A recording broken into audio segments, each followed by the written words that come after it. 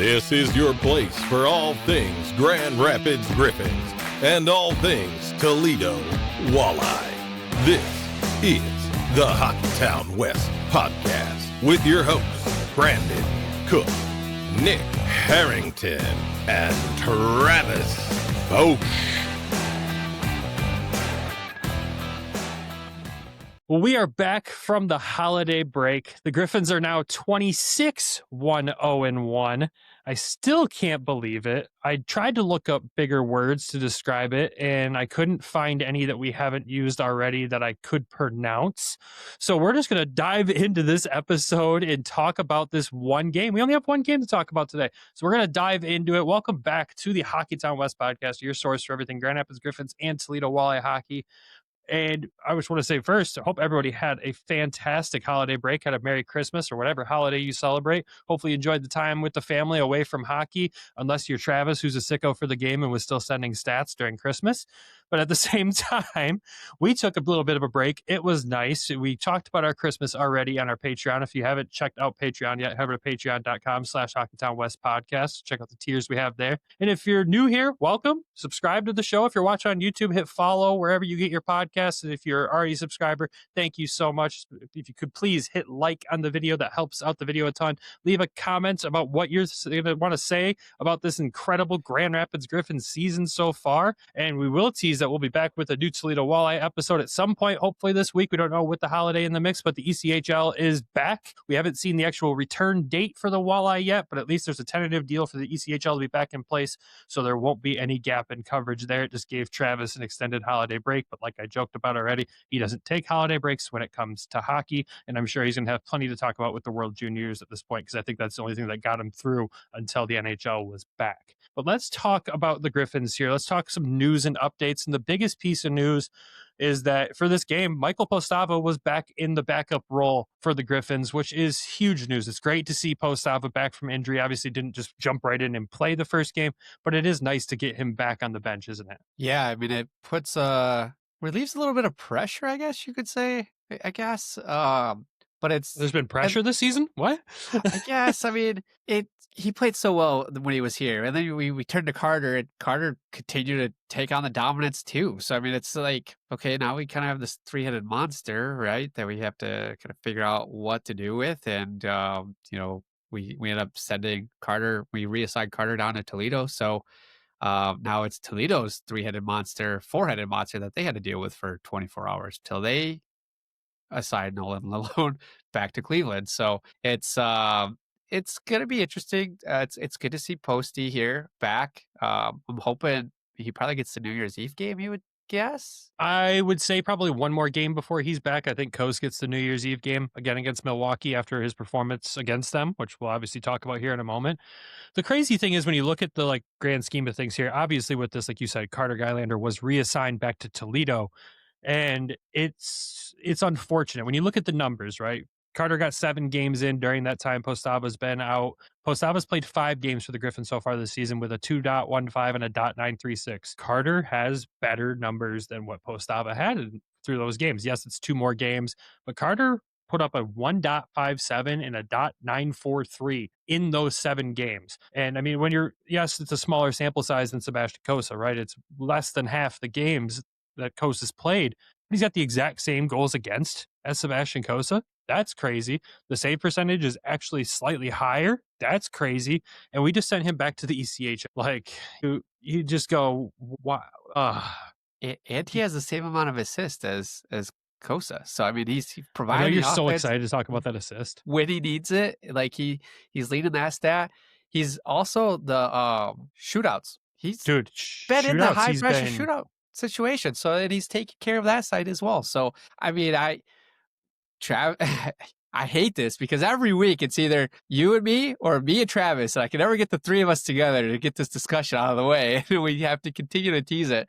It's Travis sent us his notes for this game, and it was it's time. It's Cosa's time to go up, and that would alleviate all of this issue. But we'll leave it at that. I mean, especially when you look at everything else, right? Carter's 1 year older than Sebastian Cossa. He's been in the system the longest, right? He's the longest tenured goalie we have in the system in reality when you talk about draft picks and all that fun stuff. He came in here and put on a show, an absolute show. And what he did kind of really made Red Wings fans all go, I forgot about him for a minute. Here he is. He's arrived. Holy crap. And it sucks because, like, you want to compare the ECHL numbers to his AHL numbers, and his ECHL numbers are not as stellar as his AHL numbers, but it's a different league, different type of play style, different levels of scoring, different levels of shots that he's facing. He came in and proved that he belongs in the American League at least, right? That's a conversation that I think you can say he belongs in the AHL. And until the Red Wings make that move to get Cossa there, he's going to have to sit in the ECHL, and you hope that's not, he doesn't take that negatively, right? You don't want to lose this guy to go, I'm going to just go somewhere else if there's not going to be a spot for me to move up, right? You always worry about that. And Carter Gylander is a guy that you don't want to see that happen to. I mean, you look at Jan Bednar, great goaltender, had some breakout seasons these last few years where you're like, oh, okay, Bedsy could probably be a really good goaltender in the American League. We lost him to overseas because there was no clear path for him. I mean, that's not the official reason. We don't know the official reason, obviously, but at the same time, you just don't want to see this happen with a guy like Gylander. I hope Detroit makes room soon. And I'm not going to, beat the dead horse here anymore because I know we spent probably 15 minutes in the last episode before the break discussing this exact same thing. But it's great for Walleye fans to get a guy like Carter back in net. It's obviously, familiar territory for him. He can go in there and do his thing. And that team is coming off the strike and holiday break on a 6-game heater. So he can just go right into a team that was on a winning streak to a team that's on a winning streak and just go play his game. It's what the thing. I was talking with somebody the other day about this. Is I just want to touch on it real quick. Is it's so tough because we have so many NHL defensemen like Ian Mitchell, Gustafsson, Hole. We have who else am I missing? Mitchell, Hole, Gus, Laggy. Those all have NHL veteran experience, and played like it. And so you think about it too. Then you have Tuo and you have Wallinder, which are both at one point in time high prospect for the defense side. Are these goalies just taking advantage of the system that they're playing? Are they a system goalie, or is it more of like where they're at? And there's not a wrong answer here, right? Because it could be both, right? You've seen Cossa just dialed in, like this game we'll talk about with him. Just he stole this game, like hands down. Like he came up in the big spots when he was needed and shut the car guy down quite a bit in this game. And that was his last name, Carr. He had 6 shots in this game, and he shut him down the entire game. Like open spots, shootout attempt, or penalty shot attempt. Like he stood on his head. He's dialed in. But this is the time, like you can move Cossa up, and you're not going to have a drop off here at Grand Rapids. You don't have to worry about one of your best. I'm going to say right out, your best player for this team to be moved up to the NHL. This team is not going to have a drop off. This is the perfect time to move him up, get him some games up there, right? The back half of the schedule for the Red Wings is the toughest remaining schedule of the NHL. Throw him in, like, see what he has. Like, what's the worst that's going to happen? Like, it's not that he's going to come down here and just tank, right? He still has the support, the defensive structure, what's going on down here to help elevate and fill in any gaps that he's missing. So I think, like Travis has said weeks ago, like, you got to move him now. And now it's, you have to, like, Posty's back. Gyro's right here. You have 3 goalies in Toledo. This is the time to do it. Like, it's what else does he have to do? He's got back-to-back shutouts. He's got 4 now for half the season. Does he lead the league in all the stats still? For shutouts? I mean, for all the stats, potentially. You bring up a great point, though. I think that's something that a lot of people have talked about. Like, is it the Griffins defense that is, keeping these numbers so great? And he's still first in goals against, and he's second in save percentage by .001. But at the same time, like, it's a good topic of conversation, right? When you're talking about the Griffins defense and what they've been able to do. And yes, it's going to make a lot of goalies' lives easier. Of course it is. But Gylander and Cossa have had to step up and make some crazy big saves. Like, I think of the last game Gyro played with that crazy diving stick save when he was out of position. And you're like, yeah, those guys did have to step up when the time was needed and make the saves. Yes, the defense is making probably the rest of the game easier, but to still be able to go make the saves to keep it a no goal game for the other team, that's on the goalie, and that's their skill level. And it's not like they've been doing it against teams that are slouches. I mean, you're talking about a Milwaukee team that's still, yes, they're not maybe having the best season ever, but they're still probably one of the toughest teams that will play the most this season. And you look at, when we played Charlotte, yes, that was a game where if the offense could have produced more, the goaltending was good enough to get the win. It was more on the offensive side that we didn't have the result. Those were all 1-goal games. And think of the first game, Cooper Black stood on his head. And even the second night when we won, it was still a 1-goal game. So the goalies, yes, they're getting help, but at the same time, they're doing big things. And like we've said countless times already, it's time. It's just time to see what Cossa could do in the NHL. Detroit's got to figure it out sooner rather than later, because I'm comfortable with all three of these goaltenders being Grand Rapids, but not all at the same time. I only want either Gylander and Postava or Postava and Cossa. It's got to be that mix. And the thing that I think shocks me the most is that Postava didn't get a conditioning stint in Toledo. I figured he might have gotten a couple games, but I think the strike might have thrown a couple of things off with that too. So who knows? We'll never know. Hopefully Detroit just figures out this move sooner than later. That's all I've got to say to wrap that up there. Other news and updates, no injury changes or injury status changes, I would say, with the players that have been out, like Lombardi, Mazer, Bouillon. John Leonard, obviously still up in Detroit as well. I wonder when he'll be back, and I hope it's sooner than 30 days or 10 games, or he's going to have to clear waivers. So hopefully that comes soon, please. I know he's doing great in Detroit, but we'll obviously take one of the AHL's top scorers back at any time now. Thank you. It's interesting that he's still up there. Everybody was like, oh, this will be a 2-3 game stint. As soon as Kane's back, he's back down here. And Kane was back yesterday, and Leonard was fourth line, and still creating chances in yesterday's game. So happy for him. I'm sure the veterans are happy for him because they get a little bit more time on the ice while he's away. And he's performing. He's earning a spot. Coach isn't just putting him in there to put him in there. He's up there. I can't think of who. I know Elmer sat yesterday. Yeah, I don't know. The running joke is I don't get to watch a lot of Red Wings hockey because usually when I watch, they lose. Update: I've watched one game they've won. Finally, it's happened.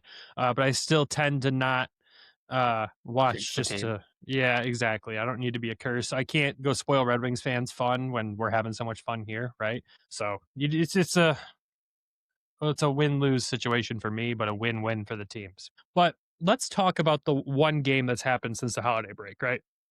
Kind of get a nice, easy schedule coming back from the break. You got a long break, which is rare in the AHL. You play one game on the road, and then you get a nice couple days off before you come home to play on New Year's Eve. But the boys start back after the break in Milwaukee, and we remembered the last game against Milwaukee. The best way to describe it was a battle. Even though we won by multiple goals, it was still an absolute battle. These teams are probably the most fun teams to watch play each other in the American League, honestly, at this point, with the way they play, how heavy they both play, how they can both dominate up and down the ice. But the Griffins absolutely dominated in this game, walking away with a 3-0 victory. Sebastian Cossa gets a 26-save shutout in this one. The Griffins put up 42 shots on goal. 2 of the 3 goals were on the power play. One was an empty net goal.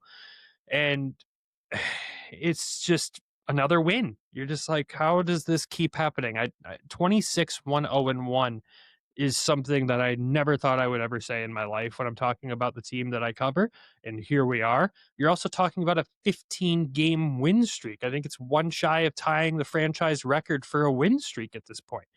That's absurd. It's insane. They could tie the franchise record win streak on New Year's Eve at home, and I still don't believe it. Goal scorers in this game: Erik Gustafsson, Sheldon Dries, Austin Watson. Dries had a 2-point night. Erik Gustafsson had a 2-point night. And Nick, who got an assist on the empty net goal? Sebastian Cossa finally gets a stat on the stat board. He gets the assist. He's now second. He's tied for first.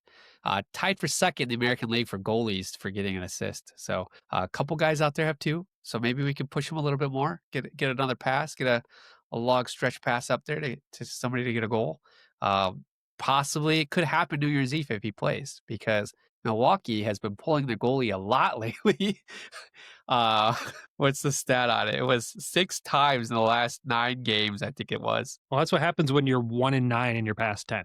You tend to have to pull the goalie quite a bit. Look, like at the end of the day, the stats make this game look like it was an absolute rout by the Griffins, but at the same time, like there was points in the game where it didn't feel like it, right? Yes, Milwaukee struggled to establish themselves offensively, but when they did, it felt dangerous. Milwaukee even had a penalty shot. Daniel Carr gets a very generous penalty shot in this game. Sebastian Cossa made the stop look easy as all get out, even though I know it wasn't. It was a very good save. But not only that, like you alluded to earlier in the episode, Daniel Carr had 3 or 4 breakaways in this game on Sebastian Cossa and was shut down every time. I believe I posted on socials that Daniel Carr is going to have nightmares up until New Year's Eve about Sebastian Cossa specifically. And it's true. Like, I don't see a guy get that many opportunities who's got that much skill and just get shut down. Boom, boom, boom. And that goes back to us saying the goalies are having to step up and make big saves when they need to. And that's credit to it right there. The only other storyline out of this game, besides the detail of certain players' play, is just that this was a brutal game. I think we had 3 fights. 4 if you include the times the Griffins didn't drop the gloves, but Milwaukee did. And each one was, I would say, a spirited tilt. Sure, I'll say spirited. I don't think we won any of the fights that happened. I don't think Waddy won his. He quickly moved on after the fight, and I think Tralmaks went for a little bit. Hilly went at one point. Was just Hilly and Tralmaks were the only ones that actually had the fighting penalties. Tralmaks didn't drop the gloves, and then there was another one that almost happened with Gus after Cossa got tripped, and there was one more too that I don't remember. Hillebrand was great. Nolan Moyle takes a dirty cheap shot against the boards in front of the Griffins bench, and Hillebrand immediately steps up and just drops the gloves with the guy. And like, Hilly's a big dude. He doesn't fight a ton. It was kind of clear in the fight that he doesn't fight a lot. But dude, the way this team just continues to stand up for each other, and that was the perfect example of it right there. I just love, he was just holding him back. Just dude's arm span is so long. It's just, the guy picked the wrong guy. Yeah, and that's funny enough is that was Kalen Lind. That's Cole Lind's brother, which if you've listened to our recaps of Texas Stars games between the Griffins and the Stars, Cole Lind is a little, I'll censor that. And apparently his brother is just as much of a pain in the ass as he is. So with that, the only other fight, like you said, Waddy's fight, he quickly walked away from it. Bob Kaiser was nice enough to get some post-game video with a couple of the guys. He got an interview with Cossa, and then also did an interview with Watson. Austin Watson fought Kyle Moreno, which if you know fighting in this league, Moreno is one of the heavyweights. And obviously so is Austin Watson. There's nothing but respect between the two, and even Watson said it himself. The way Moreno plays the game, he's one of those tough guys, but he doesn't play the game dirty. He does the game the right way. There's a code. There's the policing of the game the guys do on their own, and those two handled it because Austin didn't like the hit that Moreno laid on Volinder behind the net. It was a clean hit, but it looked painful because he got hit by another dude. I would be in pain after that, but they handled it. Each guy got a couple good shots, and I was hoping it was going to be a longer fight. Yeah, between those two, like that could have been the heavyweight battle of the year in the American League. Except I think Tyrell Bauer and Yannick Turcotte have that title still at this point because that was just an absolute battle. I don't know if you saw that one, Nick. If I ever sent you that one, that's the other two probably biggest heavyweights in the league going at it. They're right at center ice in Manitoba. So I've seen a lot of fights lately. So it's hard to tell. We have, and it was crazy that you look at these fights and AKL and Carson Bansel weren't involved. So look, Milwaukee tried to muck it up. They tried to do what they do best when they get down. They try to muck it up, drag them into it. And here's what I love about this Griffins team. No matter how hard another team tries to outmuscle them and outplay them, Grand Rapids just finds another level to go back and outplay you. And they drag you into the fight, they wear you out, and then they just take advantage of it and go score on you when you make mistakes and take dumb penalties. And some of the penalties that they got scored on were dumb penalties. Well, I think that's kind of their plan too for Milwaukee, though, is to kind of get that penalty, that power play going. Is because they're at the league's best, 31%, and they're trying to get that extra guy out there, try to create that scoring chance. What did Grand Rapids do? Shut it down. Milwaukee went 0 for 3 this weekend, which is tough to do against this power play.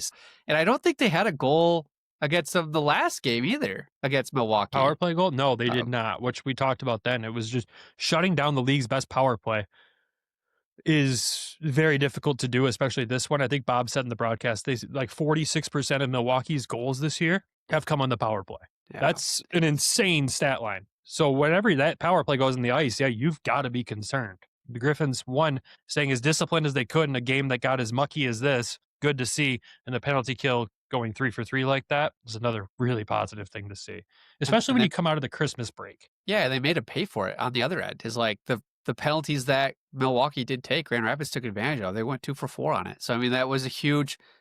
Those 2 goals. That's the game right there. That was literally the game before Austin Watson's empty net goal or Kossa's assist on Austin Watson's goal. Yeah, great puck play by Cossa. He's Right. working on that. That's the one piece of his game we keep saying he's got to work on. Great puck play right there by him. It's funny when you look at this battle between these two, and I've said it before on this show that it's one of my favorites in the league because it goes back to the IHL days, and we played this team 12 times this year, and you look at these first just 2 games, and you go, whoa, this was good hockey. And of course, it's a good game for us. It's a great result for us. Right? We're happy with another win, but it's great hockey. It's some of the most entertaining hockey in the league. I kept seeing highlights from other teams in the league this weekend in their first games back from the break. Like I think it was an overtime goal between Coachella and Abbotsford.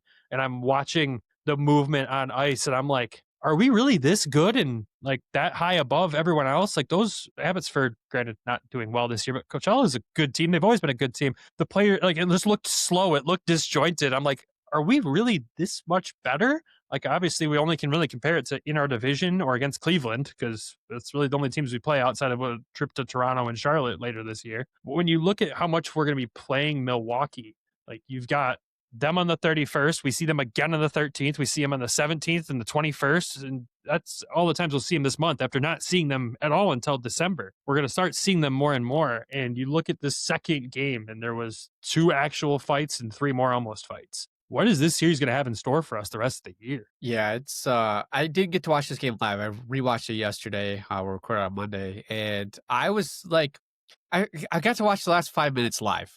Right. To be able to watch it. And I'm like, I was kind of expecting this game to be very slow, very 1-0. This could be our loss right here, coming back from break. It was a long break. These guys, had to travel too. And Milwaukee's hungry. They have to be. They've just lost 8 games in a row. Their coach, I watched when I started this game yesterday, the replay. I started on the our feed with Bob, and there was no sound. So I turned it over to the away feed and I listened to that side and I just watched that game through with the other announcers, which was great to be able to kind of see their take and see like who their good players are, especially with us playing on back to back. So it gave me a little bit of a different insight. But their coach, after the game, they interviewed him and he was like, the guy that was interviewing was like, you guys were close. And he's like, we don't want to be close. We want to win this. Like our guys should be disappointed. We're not happy with where we're at. We're battling through it. He gave no credit to Waddy, no credit to the Griffins. No, he's like, we're disappointed. Or we don't want to be close. We're supposed to be here. We're supposed to be one of the top teams. Like that, no credit over there, which I thought was interesting. I was like, this Griffins team, like they're steamrolling people. They're going through. They're 26 1-0-1. Like this is video game numbers at this point, and you've got to give some credit to the other team. Like your team's going through it. I get it. You're 0-9 now with the loss yesterday. It's soon to be 0-10 on the streaks. But I was, like you said, you expect it to be kind of a slow, and this didn't seem slow at all. They brought out the Grand Rapids team brought out the Toledo line right away, and it set the tone for the game. It set the energy. It set the match, and it was a fast paced first. The second got slow. It got muggy down based on all the fights and the scrums. And then third was right back at it. Like it was just a fast-paced game again. Like that's Carl Taylor's style, man. He's been their coach for 6 years, and obviously he's been very, very, very, very successful in that organization. And this skid that they're on right now is not his style. So I'm not surprised that he's not giving credit to anyone else, that he's just going to continue to talk disappointed and say words to try to get the boys motivated. I mean, look, they're going to come into Grand Rapids on New Year's Eve looking for revenge. And you just hope Grand Rapids can rise to the task in that, which I have all the faith in the world they can, because the nice thing about New Year's Eve is that barn is rocking on New Year's Eve every single year. It is going to be a very hostile environment. You throw a couple fights in there, well, that crowd's going to be a tough one to play against. And credit, like Milwaukee's crowd's good. They're loud, they're engaged. It's usually a pretty packed arena, but I don't think they're ready for the Griffins fans on New Year's Eve when the team's coming in on a 15-game heater. I think it's going to be a little bit of a different level. It's probably going to feel like a frickin' playoff game, and I don't know if I'll be there yet or not, which really sucks. But at the same time, if not, we'll still have coverage. Don't worry. But either way, it's back to Carl Taylor. That's just how he does it, man. I have nothing but respect for him as a coach in this league, and I think that's probably the same thing shared among the coaches in the league with what he's done with that team. And it's great to see a team have that success in this division for these continuous battles and the rivalry. But it feels like really this 12-game set against this team this year is going to reignite the true rivalry between these two teams. Or we're just going to end up burying them. But it's just like the You interview, go 12-0 against them this season. Oh my God. He just kept baiting him like, well, you got to give, like that team's a really good team. And he's like, no, our team just didn't play well. Like, well, you guys kept it close. We don't care that we kept it close. Like we expected to beat them tonight. Like he just kept trying to bait him into like giving credit. No, just kept shutting it down. I was like, dude, this is a historic team. You got to give the credit to where credit's due. So I hope this was some bulletin material for the guys. I'm sure they probably don't listen to or watch that, but hearing it from us. Well, somebody does. Yeah. Somebody does, right? And it's so funny when you look at the opposite end of the spectrum, right? Like you're talking about a team with a 9-game losing streak that they're on right now. And that's the comments on the coach. And anytime we talked about another team to Coach Watson this season, that's a really good team over there. Yeah, it's a really good team down the hall. When they figure it out, they're going to be a good team. Like that's better than their record. Yep. And that, he said that a lot about Manitoba and Iowa. Damn, did he nail that. Yeah. So, yeah, interesting stuff. We're going to hit a quick ad break. When we come back, talk about a couple of guys, the 3 stars of the game. We're not even going to pick them. We're just going to use the regular 3 stars of the game, but we'll talk about them. No, we're not. And, well, we're going to give him a 3rd star, get rid of the Milwaukee guy, but you know what I mean. And all that more and more when we come back. Spinoramas, Michigan goals, a sprawling save across the crease. Live and breathe all the highlight moments with DraftKings Sportsbook, an official sports betting partner of the NHL. New customers bet just $5, and if your bet wins, you'll get $200 in bonus bets instantly. Download the DraftKings Sportsbook app and use code THPN. That's code THPN to turn $5 into $200 in bonus bets if your bet wins. In partnership with DraftKings, the crown is yours. Gambling problem? Call 1-800-GAMBLER. In New York, call 8778-HOPE-NY or text HOPE-NY 467369. In Connecticut, help is available for problem gambling. Call 888-789-7777 or visit ccpg.org. Please play responsibly. On behalf of Boot Hill Casino and Resort, Kansas, pass-through of per-wager tax may apply in Illinois. 21 plus age and eligibility varies by jurisdiction. Void in Ontario. Restrictions apply. Bet must win to receive bonus bets, which expire in 7 days. Minimum odds required. For additional terms and responsible gaming resources, see dkng.co/audio. Limited time offer. Copyright NHL 2025. All rights reserved. And welcome back. All right, let's talk about some of the guys that really stood out in this game. And you have to start off with, obviously, one of the stars of the game, Erik Gustafsson. He was the 2nd star of the game on the ice. And just an incredible night for him. Not only just getting a goal and an assist, which his goal was a beauty, great pass by MBN. Just a quick little, side dish to Gus, who just let it rip right past Matt Murray. But his assist was great, but his play around the puck and off the puck, the physicality, the willingness to stick up for guys.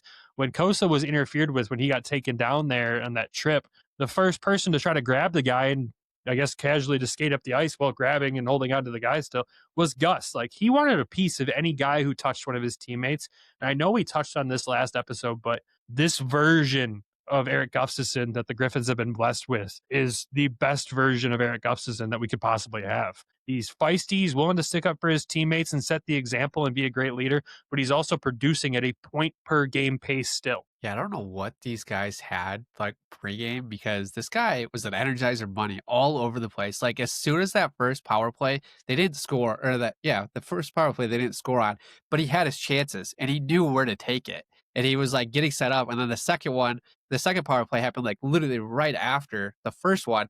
And he gets into the zone and he's just flying, like ripping the shot, get back to that spot again, ripping the shot, and then he scores. And he was literally all over the ice, just disrupting, creating plays, creating the offense. It's like Travis texted us on the outside is like, the power play is so much better this season. He's a big part of it. I mean, he's a huge piece of it.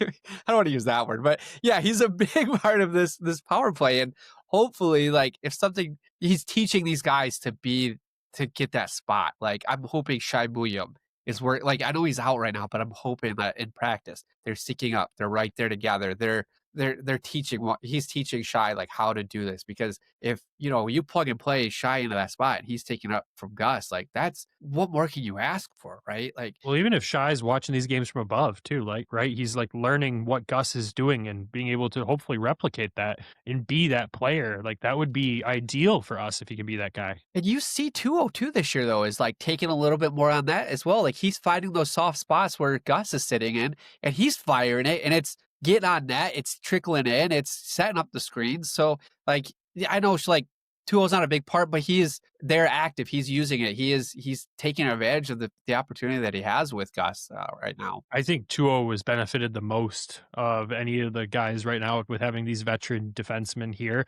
I think he's learned a ton. I mean, look at his production this year. He's got 16 points in 27 games. He's a plus 14, which, I mean, on this team, everybody better have high plus minus numbers. But again, it's to see the change in 2-0 from last year. Like, he looks like he's just learning how to play the position better. And I think the only thing that holds 2-0 back is that speed that everyone talks about. But there's been flashes of it this year where I'm like, 2-0's wheels are starting to kind of work with his brain.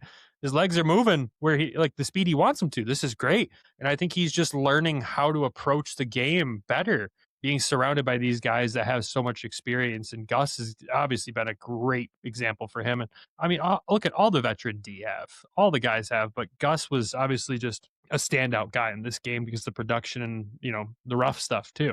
But I'm just thankful that we have him.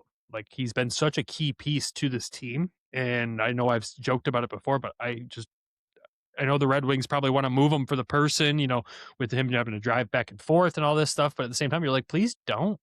Like, we really like you here and you fit in great. And the team is super happy to have you, clearly. And have 19 points in 18 games. And be a plus 19. That's just, dude, hats off to Gus. I know Red Wings fans, every time we talk about him, they're probably like, what? Really? Yeah. I mean, it might just be an at this level thing, but dude, at this level, he's one of the top defensemen in the league. It's crazy. Yeah, he's been paired up with Mitchell. He was paired up with Mitchell this game. He was paired up with Mitchell the game before, and even Mitchell's coming along really well too. Like, I know NHL guy, but I thought he stood out in this game as well. Like, just how fast and how you get two offensive minded defense guys put together. It feels like they were both just taking their spots, and just one goes up, one's crushing it, and then the other was staying back, and it was just like, Milwaukee didn't really know how to defend it because they had two guys always coming at them. And which defenseman are we going to pick? Like, pick your poison kind of situation between the two of them. And I think Mitchell's really been playing really well the last couple of games, and I want to be able to give him a shout out through this one too. I'm so glad you brought him up because he was the next guy I wanted to talk about, actually, which is great. I mean, yeah, he didn't have a point in the game, but he had 5 shots on goal, and not just the offensive side, but being able to get back and play the defensive position too when you need to, when you're trying to be an offensive defenseman as well, especially when there's two of them on the ice at the same time. Those two being able to work off each other and cover each other when they need to be is great. And, Elaine talks about this all the time with Ian Mitchell being a great extension of the goaltender. And you saw examples of it again in this game. He just continues to be all over the place doing the right things. And he's easily been a big bright spot on the defensive side this season for this team, as all the defensemen really have for the most part. So credit to Ian Mitchell. Yeah, definitely good call there. Yeah, another guy I want to talk about in this game, because we don't talk about him a ton, right? He gets lost in the shuffle, but he's third on the team in points, is Sheldon Dries. Dude, look, another 2-point game from him, following up his AHL Player of the Week award the week before, where he had, 6 points and was a +8 in 3 games. Comes out in this first game, gets another 2 points, but also, again, just playing the puck so intelligently, putting it in the right spot. So many other scoring opportunities came off the stick of Sheldon Dries in this game. Yeah, it's Ignite the Nest. A couple guys took him in each division, and I was like, oh boy, they don't know that he didn't come back the remaining last game. And I was like waiting for that injury, waiting for a shift in the lineup. And I saw that he got a goal. I was like, okay, so he's back. Like he's back in the lineup. He's healthy. He's playing well. Looks And I healthier than watched, ever. yeah, and I watched the game and I'm like, holy crap. Like he, whatever it was just something minor to take him out. And the break really helped him, it looked like, because it looked like the break actually helped a lot of these guys because they were just, I don't know if they all had a big bowl of spaghetti before this game or what, because they were just, everybody was high flying through this. And you weren't going to catch my spaghetti bit there, Brandon. Come on. But he had multiple chances even in the beginning. When that goal got scored that he had, I was like, there's no way they're going to let this stand. This was a direct kick. I'm surprised they're not reviewing this for a replay on this because it was not a kick. But I know it hit off of the skate, and I was like, they're gonna review this for a kick. They're not gonna call this. There's no way they're gonna let this stand. And sure enough, they did review it, and it stood for a good goal, which I was stoked about. But yeah, just played fantastic. Had the shots, had the opportunities, really stood out. I think with him, it's when he plays with Shine, it's a boost. Like this team is so different with Dominic Shine in the lineup, and I don't know. Like, I just wish you could play him more, right? Wish you could put Shine in more games and have somebody else sit. Maybe it's the captain badge that's energizing him this year or the team around him. I don't know, but he's on a fantastic tear as well. Yeah, second in points on the team. He got 27 points in 23 games. He's having an absurd season. I think he's like 4th in the AHL for scoring too. It's another ridiculous season for Dominic Shine. Like it really is. Yeah, when you're talking about goals, he's 6th in the AHL. John Leonard, by the way, was finally passed. Someone finally passed him. It took all the games that he's missed. He's passed by 1 goal. The guy's got 31 games played and he's got 20 goals to John Leonard's 20 games with 19 goals. It's crazy when you look at the top goal scorers in the American League, right? The Griffins have 3 in the top 15. You've got Shine, Leonard, and Tralmaks. That's insane. And what a surprise that Edouard Tralmaks has been to this team. He's just been a piece that I couldn't imagine this team not having. It's a piece that you're looking at last year's roster going, man, that piece would have been really nice to have last season. Just that good depth scorer. Because you remember, he's got 13 goals on the season in 28 games from the third line. Like that's just so impressive.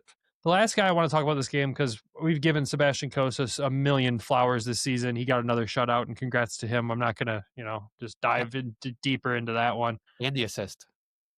And the assist, yes, Nick. MBN, an assist in this game. Not just the assist, though. Another game where MBN was just a human wrecking ball out there. Like, that's what this team is full of. It's guys that can score, they can pass, and they can hit like no other. When you look up and down this lineup, this team's full of hitters.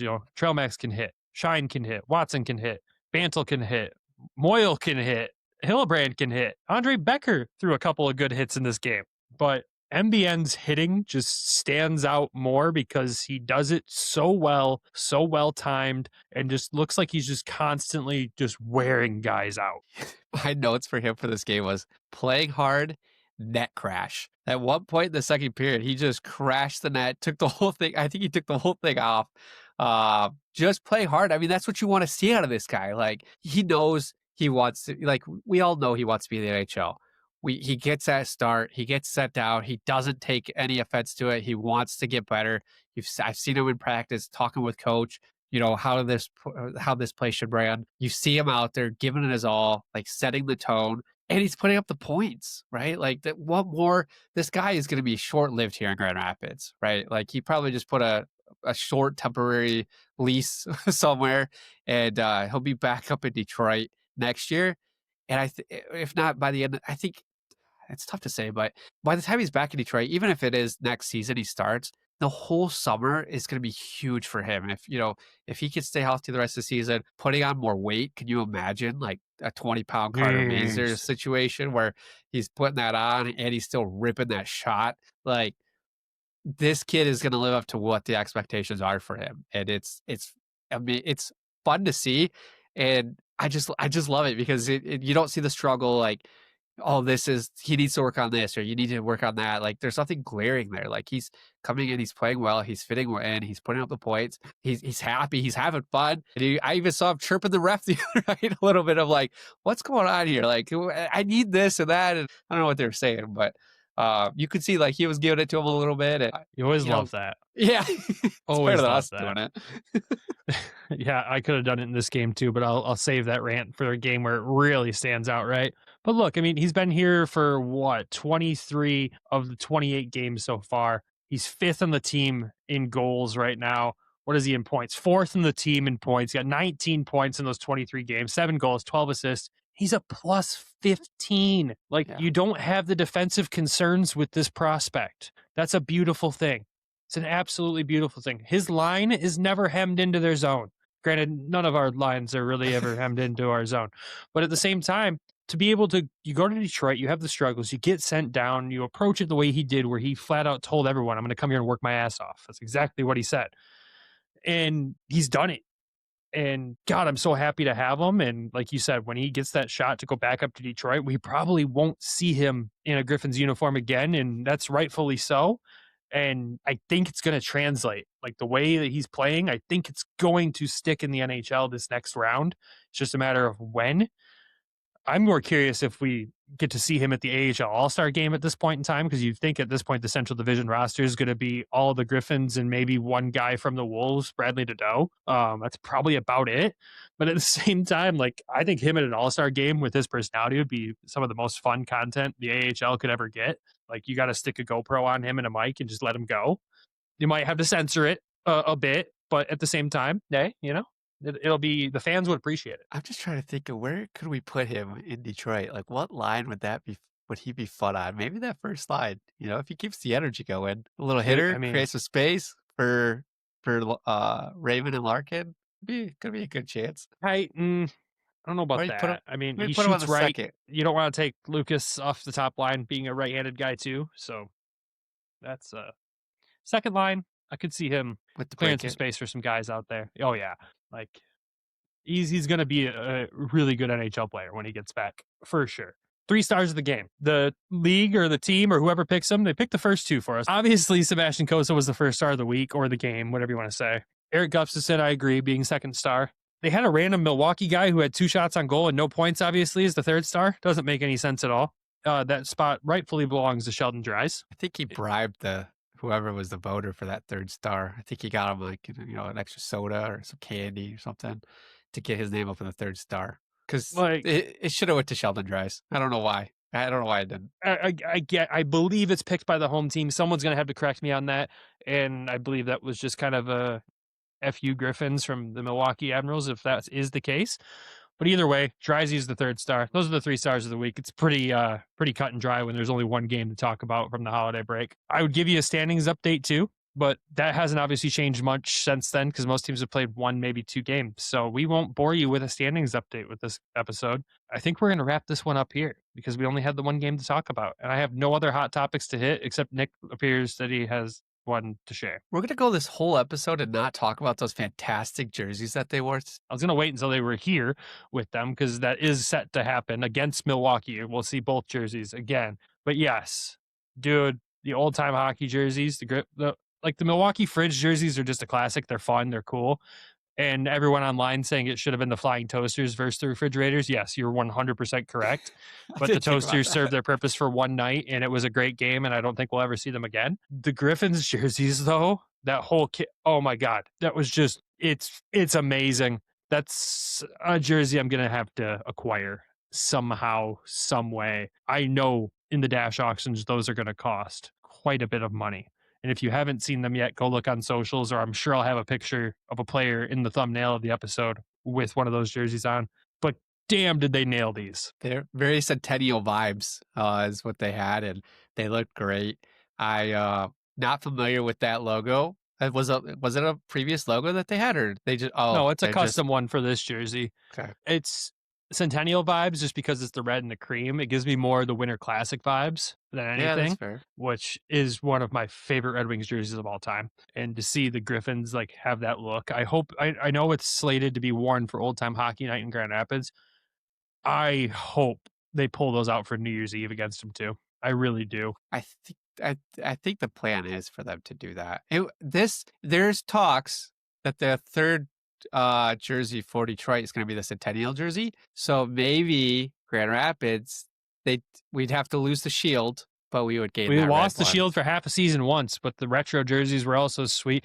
Dude, the Griffins are at a point where they have had so many good jerseys. It's kind of getting out of hand at this point. Like whoever is in charge of designing the jerseys, when you think of all the incredible specialty jerseys we've had, even just the regular jerseys that we've had, there's some really good ones. Maybe we'll have to do I'll have to find a list of all jerseys ever.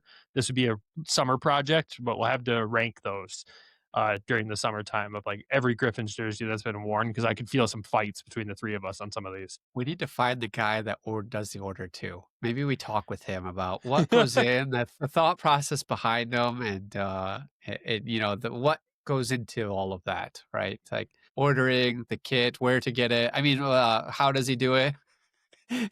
and so forth. Yeah, I mean, it just goes back to like every time they do a specialty jersey, like sell blanks of them in the team store. Yeah. Like a limited run of them, like Toledo does. Like there's no names or anything on them. You just order a bunch of various sizes of blank ones and throw them in the team store. Would it hurt the auction prices? I don't think so, because people buying them most of the time for the player. You still donate a portion of that, right? Like it's You still could easily. Yeah. You can upcharge those specialty jerseys for sure and put them in there. Like I could think of so many that if there was just a blank one that you could snag for that base auction price of $250 or even $275, I'm like, yeah, I probably would have bought it. Well, it goes so broke. Yeah. Like think of how many we've bought from the actual auction. Like you take that out of the equation, then add the ability to just buy blanks of them and have the number kits in existence so people can get them customized if they want to. Like, there's money to be printed there. You run that downstairs, you order it upstairs, so then you go downstairs to have it stitched or something. I don't know. And they run it down, or there's a way to do it for sure. I'm sure there is. Yeah. They got to figure it out. I have 4 other things I want to talk about after we 4? Yeah, they're quick though. Well, before you the one thing I want to say about those jerseys is like, so you're sick of seeing, I know you sent us a link to one of these the other night, like the rip-off supplemented jerseys that some websites will sell that'll look just like the specialty jersey. Like there's people paying money for those out there. They'll pay the extra to get the official like CCM jersey. I know I would. And I know I'm not alone. Those were $50. I listed a couple jerseys on Facebook to sell, and there was people selling the like this one for $25, $50, $100 on those Pistons ones. And I know it happens. I saw this one for $50, $100 out there. I mean, people will literally buy these things, and you can make money. You can print money off of these. Like, please, there's money to be made there. If the ECHL can do it, we can do it too. All right, what else you got for me, Nick? So a couple stats just real quick. This was Cossa's 100th game as a Griffin, 4th shutout this season, tied Eddie Pasquale. Is that how you pronounce that? Pasquale? I think Pasquale. 2017 season. This was also Coach Waddy's 100th win, second fastest coach to reach 100. He coached 172 games. Second fastest. It's pretty good. And this was back-to-back team shutouts since February 2018, though. Yeah, that right there is impressive enough in itself. Can we make it 3 in a row? That would be awesome. That'd be sick. I don't know if that's going to happen. But it's good to see Coast bounce back after a 6-4 win, right? And they go shut out the same team. Right, exactly. And, you brought up that it was his 100th game, and there's one thing I want to hit on, because the comparison's always there, right? Wallstead and Cossa, it's always there. Wallstead did play 110 games in the American League. So Cossa's 10 games short right now, and everybody knows that he probably should be in Detroit at this point. Like, he's still on pace in the same growth that Wallstead had. Right. And we kind of need to separate like the Bill Belichick and Tom Brady situation here. So like maybe, give Cossa up to the Red Wings to see if Waddy can win without him, kind of thing, I'm just kidding. Jeez. I know he can win without him. I know he can win without him. Good Lord. Speaking of Wallstead, by the way, still rocking a 2.16 and a .913 in Minnesota right now. Oh my God. Incredible stuff. All right. Well, you got your last topics in. That's where we'll wrap this episode up. Thank you all for tuning in. And again, we hope you had a fantastic holiday break like we did.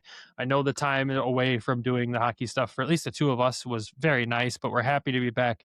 And yes, again, Travis, you're a sicko. You're addicted to this game. There probably should be a help number for you. And I don't know. We might have to create a hotline just for Travis to call in when he gets that itch to start talking about hockey, because it shouldn't be our numbers. Just kidding. Love you, buddy. Miss you. Wish you were here.